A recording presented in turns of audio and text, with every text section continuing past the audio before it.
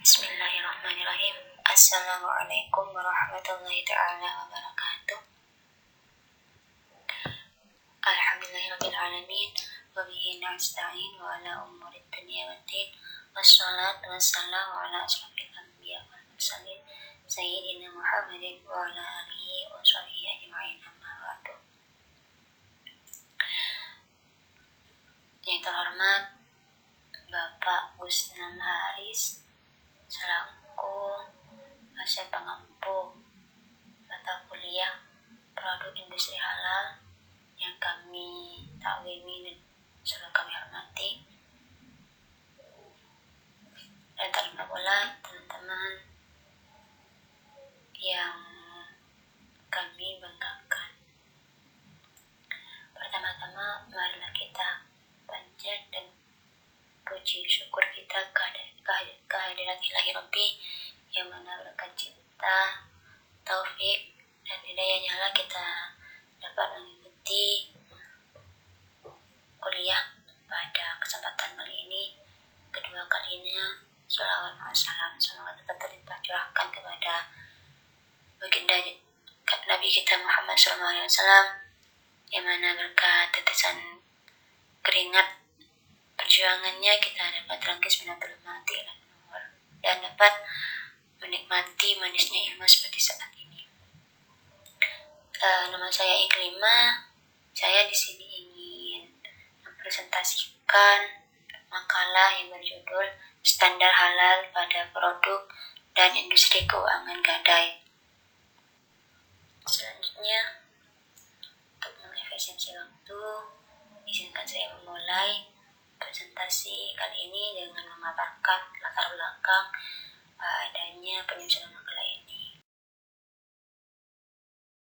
Kita ketahui bersama bahwasannya saat ini memang negara kita Indonesia ini masih terbilang berfokus pada industri makanan, kosmetik, serta farmasi halal. Maka dari itu perlu adanya sinergi antara lembaga pemerintahan. Kenapa? Untuk memaksimalkan potensi Indonesia sebagai pusat industri halal. Salah satunya yaitu upaya dari Kementerian Perindustrian untuk membentuk kawasan industri halal dengan target memang kemarin penyelesaiannya itu tahun 2020.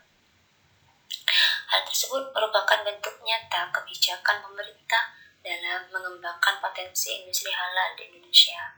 Namun, terdapat pekerjaan rumah lagi, yaitu mengenai masalah pembiayaan bagi pelaku industri halal yang patut menjadi perhatian.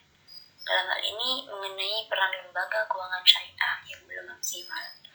Lembaga keuangan syariah dianggap sinkron dengan pengembangan industri halal karena prinsip syariah yang melekat di dalamnya.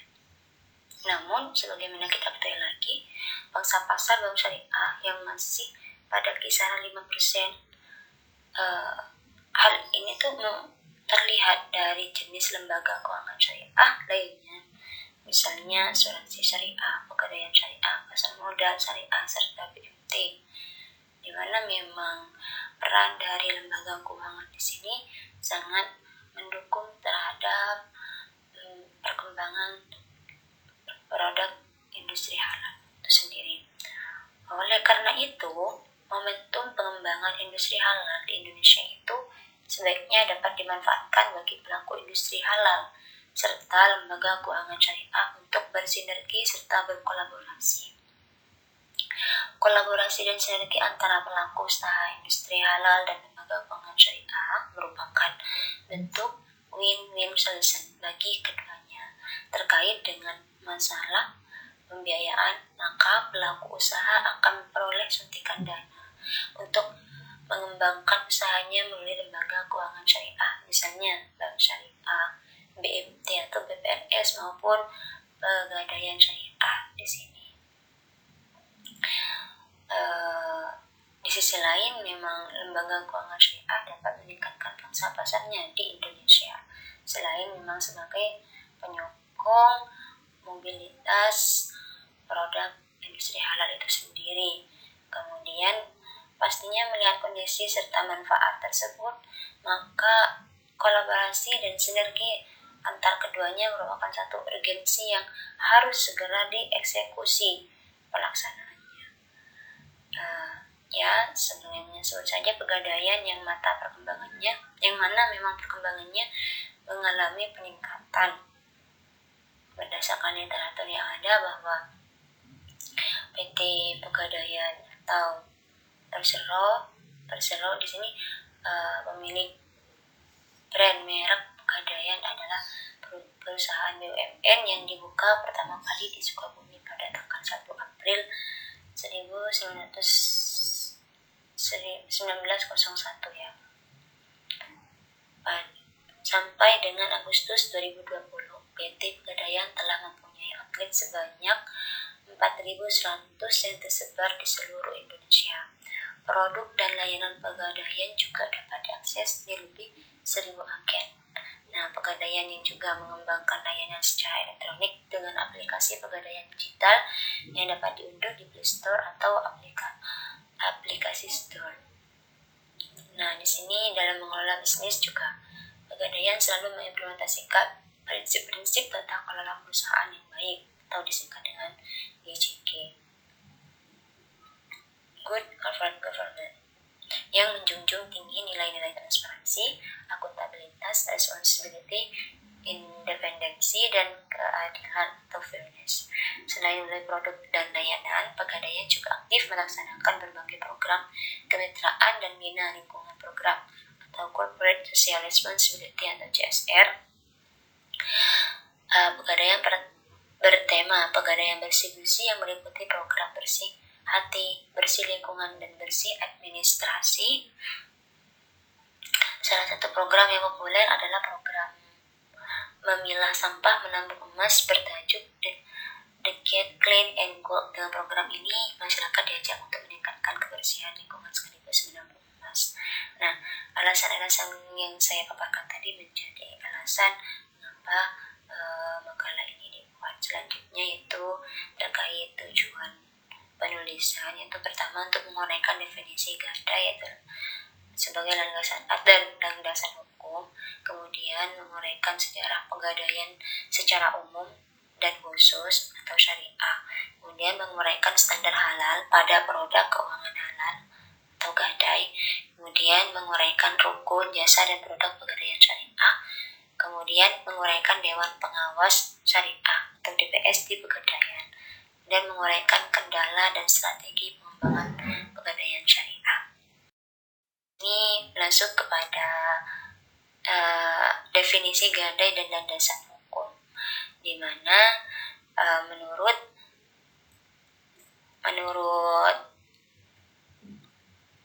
atau yang termaktub dalam kitab Undang-Undang Hukum Perdata atau Bluegenschik Wetboek buku 2 bab 20 pasal 1150 menyatakan bahwa gadai adalah hak yang diperoleh seseorang berpiutang agar barang bergerak dari seorang yang berhutang. Sedangkan dalam Islam, gadai itu disebut rohan, di mana rohan yaitu sebuah pinjaman dengan menggadaikan barang sebagai jaminan hutang berdasarkan fatwa Dewan Syariah Nasional nomor 25/DSN MUI/3/2002 tentang rohan. Nah, kalau kita melihat masyarakat kita itu banyak yang masih menyamaratikan antara pegadaian, usaha gadai, dan pergadaian. Namun sebetulnya itu hal yang berbeda, di mana untuk istilah pegadaian, di mana pegadaian di sini merupakan nama brand atau merek dari PT Pegadaian atau Persero, perusahaan badan usaha milik negara atau BUMN yang berstatus perusahaan perseroan yang melakukan bisnis sebagaimana diatur dalam peraturan otoritas jasa keuangan atau disingkat dengan PUJK nomor 31/PUJK.05/2006. Kemudian berdasarkan data yang ada di Perkumpulan Perusahaan Gadai Indonesia atau disingkat dengan PPGI sampai dengan Agustus 2020.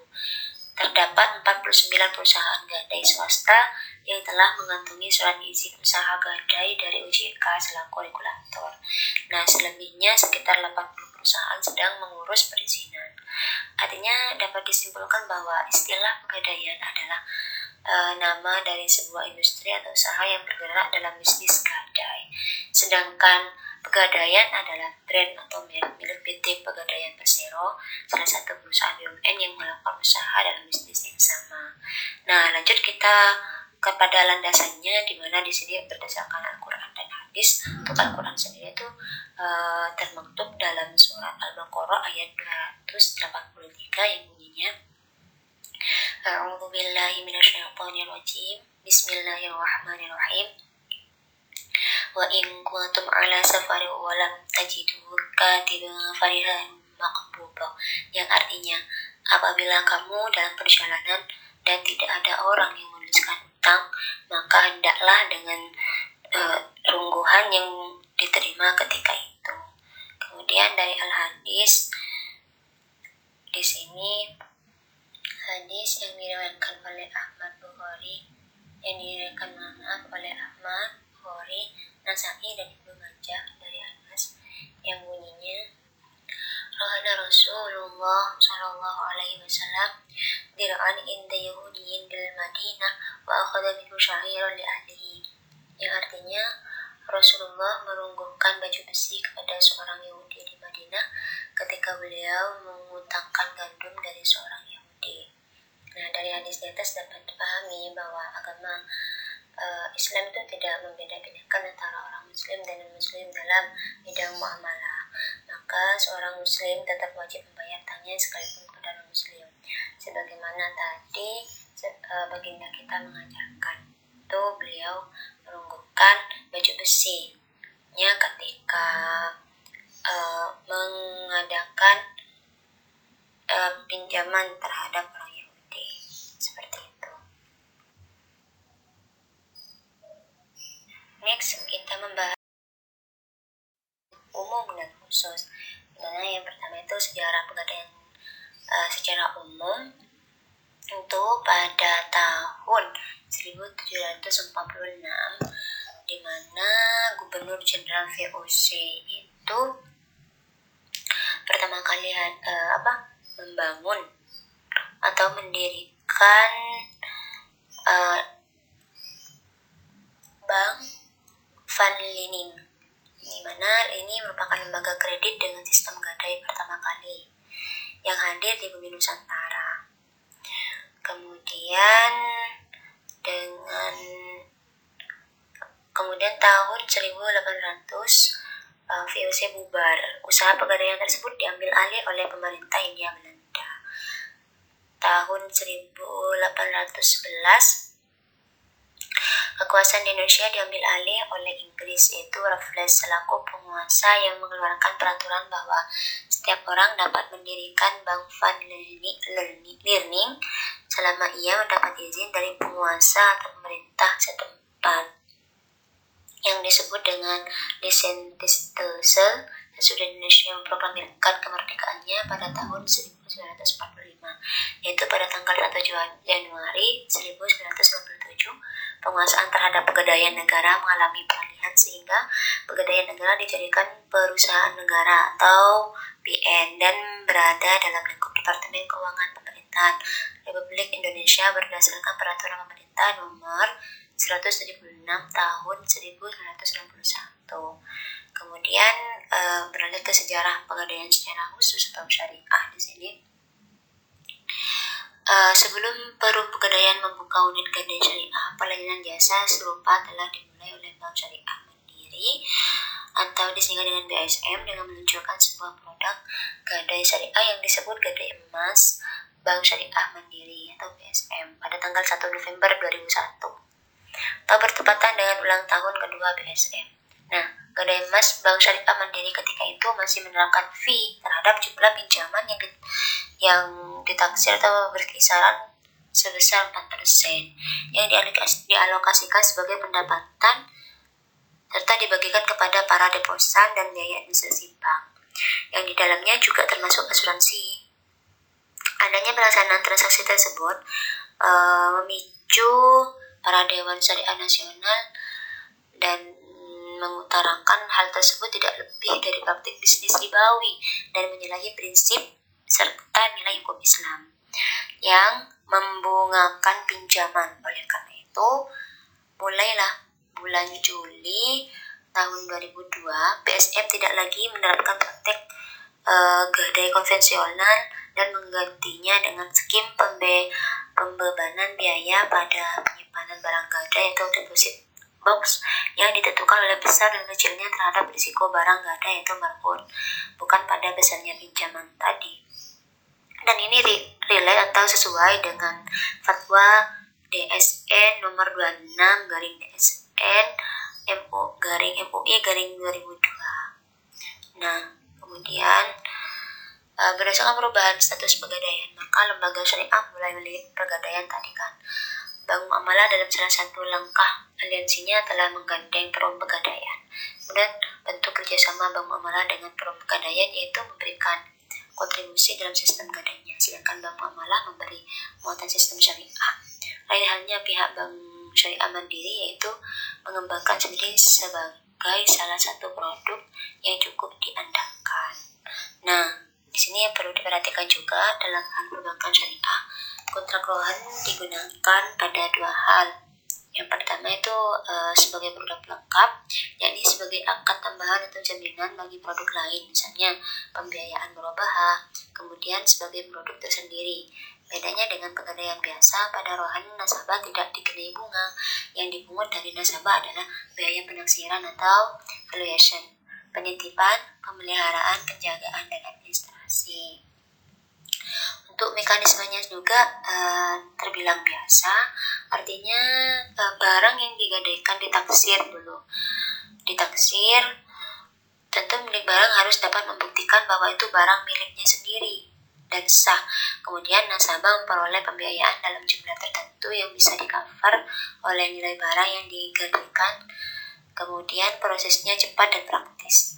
Dewan Syariah Nasional telah menetapkan juga bahwa lembaga gadai diperkenankan mengambil biaya yang memang diperlukan tanpa ada unsur mengambil keuntungan berlebihan. Dalam bahasa sederhananya, pegadaian syariah melayani sewa tempat, sedangkan pegadaian konvensional melayani sewa utang pinjaman. Seperti itu. Kemudian beralih kepada standar produk keuangan halal atau gadai. Untuk standar halal pada produk keuangan halal itu khususnya untuk gadai ini berdasarkan pada hukum positif PUJK nomor 31 garing PUJK /05 garing 2016 tentang usaha pergadaian, di mana poin pertama itu OJK memberikan persetujuan atas permohonan pendaftaran paling lama 10 hari sejak diterimanya dokumen permohonan pendaftaran secara lengkap dan sesuai dengan persyaratan dalam peraturan OJK ini. Kemudian OJK menetapkan pendaftaran pelaku usaha pergadaian berupa tanda bukti terdaftar. Dan poin ketiga, tanda bukti terdaftar sebagaimana dimaksud pada poin B harus dicantumkan pada setiap kantor atau unit layanan atau outlet. Kemudian di dalam pasal 6 ayat 1, pelaku usaha pegadaian yang telah terdaftar dapat membuka unit layanan atau outlet. Kemudian ayat kedua, pembukuan unit layanan atau outlet sebagaimana dimaksud pada ayat 1 wajib dilaporkan kepada OJK melalui laporan berkala. Dan di sini juga perusahaan pergadaian dapat menyegerakan sebagian kegiatan usaha berdasarkan prinsip syariah dengan wajib terlebih dahulu memperoleh persetujuan dari OJK. Perusahaan pegadaian yang menyelenggarakan sebagian kegiatan usaha berdasarkan prinsip syariah wajib harus mempunyai pembukuan terpisah untuk kegiatan usaha berdasarkan prinsip syariah dari kegiatan usaha konvensional dan menunjuk pegawai yang bertanggung jawab atas pelaksanaan kegiatan usaha yang dilakukan berdasarkan prinsip syariah. Dalam pasal 14 juga ayat 1, perusahaan pergadaian yang akan melakukan kegiatan usaha lain sebagaimana dimaksud dalam pasal 13 ayat 2 huruf B harus tidak sedang dikenakan sanksi oleh OJK. Kemudian ayat 2, perusahaan bergadaian yang akan melakukan kegiatan usaha lain sebagaimana dimaksud pada ayat 1 wajib mengajukan permohonan kepada OJK dan harus menampilkan dokumen yang berisi uraian paling sedikit mengenai yang pertama kegiatan usaha yang akan dilakukan, dan yang kedua hak dan kewajiban para pihak. Dan ayat ketiga, OJK melakukan analisis atas dokumen sebagaimana dimaksud pada ayat 2 dan mengeluarkan surat persetujuan atau penolakan paling lama 20 hari setelah permohonan diterima secara lengkap dan sesuai dengan persyaratan dalam peraturan OJK ini. Next, kita bahas jasa dan produk pergadaian syariah, di mana untuk rukun dahan di sini menurut kompilasi hukum ekonomi syariah atau disebut dengan KHES pasal 373, ini terdiri dari yang pertama murtahin. Murtahin itu penerima gadai untuk pegadaian, kemudian rohan yang menggadaikan, ada marhun barang yang digadaikan, marhun bi utang, kemudian akad. Nah di sini ada ilustrasi juga, ilustrasi saat akad, di mana dari ilustrasi di atas dapat dijabarkan bahwa pertama si rohin atau si nasabah itu mengadakan akad dengan cara menyerahkan barang atau marhun pada pihak yang memberikan pinjaman atau pihak pegadaian atau murtahin selaku menerima gadai. Kemudian murtahin menerima dan menyimpan barang jaminan atau marhun. Setelah itu menyerahkan uang pinjaman atau marhun B, dan rohin menerima uang pinjaman tersebut atau marhun B-nya. Nah, lanjut kepada produk dan jasa gadai. Nah, dalam perkembangan saat ini, bentuk perolehan pendapatan pegadaian syariah dapat berupa transaksi yang berasal dari biaya administrasi atau qardul hasan, jasa penyimpanan atau ijarah, jasa taksiran, galeri, dan bagi hasil atau profit loss sharing atau disingkat dengan PLS dari skim rohan mudharabah baik muqayyadah maupun musyarakah. Produk dan jasa yang dapat ditawarkan oleh gadai syariah kepada masyarakat yaitu yang pertama pemberian pinjaman atas dasar hukum gadai syariah. Pemberian pinjaman atas dasar hukum gadai syariah berarti mensyaratkan pemberian pinjaman atas dasar hukum gadai syariah berarti bergerak oleh rohin. Gitu. Konsekuensinya bahwa jumlah pinjaman yang diberikan pada masing-masing sangat dipengaruhi oleh nilai barang bergerak dan tidak bergerak yang akan digadaikan. Kemudian lanjut itu penaksiran nilai barang, di mana pegadaian syariah dapat memberikan jasa penaksiran atas nilai suatu barang. Jasa ini dapat diberikan gadai syariah karena perusahaan ini mempunyai peralatan penaksiran serta petugas yang sudah berpengalaman dan terlatih dalam menaksir nilai suatu barang yang akan digadaikan. Barang yang akan ditaksir pada dasarnya meliputi semua barang bergerak dan tidak bergerak yang dapat digadaikan. Kemudian ada penitipan barang atau ijarah, dikarenakan perusahaan ini mempunyai tempat penyimpanan barang bergerak yang cukup memadai menjadi pemicu gadai syariah dapat menyelenggarakan jasa penitipan barang atau ijarah. Nah, sebagaimana kita ketahui, gudang dan tempat penyimpanan barang bergerak lain di sini tuh miliknya gadai syariah, terutama digunakan menyimpan barang yang digadaikan. Mengingat gudang dan tempat penyimpanan lain ini tidak selalu dimanfaatkan penuh, kan iman-iman, maka tempat penganggur tersebut dapat dimanfaatkan untuk memberikan jasa lain, ya berupa penitipan barang, di mana jasa penitipan atau penyimpanan sebagai fasilitas pelayanan barang berharga dan lain-lain agar lebih aman pastinya. Contoh nih barang atau surat berharga seperti halnya sertifikat motor, tanah, ijazah, dan lain-lain yang dititipkan di pergadaian syariah pastinya. Fasilitas ini memang diberikan kepada pemilik barang yang akan bepergian jauh, misalnya misal perjalanan dalam waktu relatif yang lama atau karena penyimpanan di rumahnya dirasakan kurang aman. Lagi-lagi atas jasa penitipan yang diberikan pihak gadai ini, pihak gadai menerima ongkos titipan dari yang menitip atau yang punya barang tersebut. Kemudian yang keempat ada goods counter, di mana jasa ini tuh menyediakan fasilitas tempat penjualan emas eksekutif yang terjamin sekali kualitas dan keasliannya. Gold Counter ini semacam toko dengan emas galeri 24, yang mana setiap perhiasan masyarakat yang dibeli di toko perhiasan milik Pegadaian akan dilampiri sertifikat jaminan untuk merubah image dengan mencoba menangkap pelanggan kelas menengah ke atas. Dengan sertifikat itulah masyarakat akan merasa yakin dan terjamin keaslian dan kualitasnya, begitupun yang lain-lain. Akan tetapi di sini Abdullah Sid berpendapat bahwasanya mudharabah dan musyarakah sulit untuk diterapkan, yang mana keduanya tuh masih sekitar 0-30% usaha bisnis pembiayaannya ini. Kemudian hal ini tuh berdasarkan penelitian terhadap yang beroperasi di Timur Tengah membuktikan bahwa LKS itu enggan menjalankan kedua produk skim PLS itu karena memang risikonya itu sangat tinggi, sehingga satu risiko yang bersama dengan berjalannya waktu telah memaksa LKS untuk melakukan hal yang bermanfaat dan berinovasi lagi, yaitu dengan mengubah mudharabah dan musyarakah dengan skim murabahah atau qardul hasan dan ijarah. Jadi mohon maaf tadi merenovasi bentuk dan isi mudharabah dan musyarakah dengan skim murabahah. Skim murabahah itu qardul hasan dan ijarah, yang bisnis ini nyaris tanpa risiko, satu menteri jual beli, yang mana pihak pembeli karena satu dan lain tidak dapat membeli langsung barang yang diperlukan pihak penjual, sehingga itu memerlukan perantara untuk dapat membeli dan mendapatkannya. Di mana dalam proses ini si perantara biasanya menaikkan harga sekian persen dari harga aslinya, sehingga berbeda jauh dengan apa yang dapat ditemukan dalam fikih. Tak bisa disebut dengan representasi historis hukum Islam. Kan memang seperti itu konsep dari murabahah itu sendiri,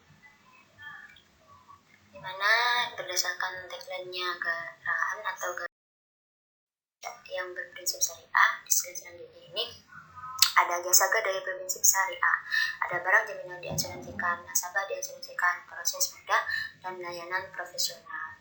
Kemudian ada juga Pegadaian, di sini dibagi dua dalam pembiayaannya, itu pembiayaan terhadap konvensional dan pembiayaan terhadap syariah. Dimana untuk pembiayaan konvensional ini ada kredit cepat aman yang disingkat dengan KCA, kemudian ada kredit angsuran sistem gadai yang disingkat dengan Krasida, ada kredit angsuran sistem fidusia atau kreasi, kemudian ada kredit aneka guna untuk umum atau kampung. Sedangkan untuk Pegadaian pembiayaan syariah sendiri itu ada Rohan, ada Amanah, ada Arum, dan ada Mulia. Nah, bahas terkait info terkini. Nah, di mana berdasarkan data yang ada di Perkumpulan Perusahaan Gadai Indonesia yang disingkat dengan PPGI, sampai dengan Agustus 2020 kemarin terdapat 49 perusahaan gadai swasta yang telah mengantongi surat izin usaha gadai dan OJK selaku regulatornya. Kemudian selebihnya sekitar 80 perusahaan sedang mengurus perizinan. Dan sampai dengan Agustus 2020 di sini PT Pegadaian telah mempunyai outlet sebanyak 4.100 yang tersebar di seluruh Indonesia. Produk dan layanan Pegadaian juga dapat diakses di lebih 1.000 agen. Nah, kita telisik di tahun 2015 hingga Agustus sebanyak ada 3,32 triliun itu pertumbuhan pemberian kredit gadai syariah. Rata-rata tumbuh 12% per tahunnya. Per tahun berdasarkan perhitungan outstanding loan atau SL. Kemudian untuk jumlah nasabah di Pegadaian syariah itu berjumlah sekitar 600.000 jiwa tingkat nasional atau se-Indonesia. Nah, angka ini jika dibandingkan dengan jumlah nasabah Pegadaian konvensional itu masih sedikit gitu. Artinya masih lebih banyak nasabah di Pegadaian konvensional. Di sisi lain, jumlah karyawan Pegadaian syariah hanya 11% dari seluruh karyawan PT Pegadaian. Maka dari itu, ya dari tahun-tahun bisa lah Pegadaian syariah ini dikatakan mengalami peningkatan atau perkembangan. Personal perusahaan Pegadaian. Jadi tidak hanya pengawasin, akan tetapi DPS di sini tuh harus memberikan nasihat kepada direksi agar kegiatannya tuh tetap sejalan dengan landasan hukum syariah atau prinsip syariah. Kemudian Kemudian tugasnya lagi tuh pedoman operasional dan produk yang dipasarkan, dan pengembangan pengkajian, juga rekomendasi kegiatan usaha perusahaan pergadaian yang antara lain mencakup produk operasional dan pemasaran. Kemudian next dan strategi pengembangan pegadaian syariah, membahas terkait kendala dalam pengembangan pegadaian syariah, yaitu di mana keberadaan pegadaian syariah mendapat dukungan dari banyak pihak, terutama umat Islam, baik masyarakat maupun dari dukungan dari lembaga keuangan Islam di seluruh dunia. Namun bukan berarti tidak ada kendala yang dihadapi, di mana kendala-kendalanya itu berdasarkan prediksi ini itu ada, yaitu yang pertama, kurangnya tenaga profesional yang handal dan mengerti bagaimana operasional pegadaian syariah yang seharusnya, dan sekaligus memahami aturan Islam mengenai pegadaian. Lagi-lagi kita kekurangan di SDM. Jadi ini relate dengan persentase yang setelah saya paparkan tadi, yaitu di mana pemberian kredit saya itu rata-rata cuma 12% per tahun. Tuh. Kemudian kendala kedua itu sulitnya memberikan pemahaman kepada masyarakat mengenai bahaya bunga yang sudah mengakar dan menguntungkan bagi segelintir orang.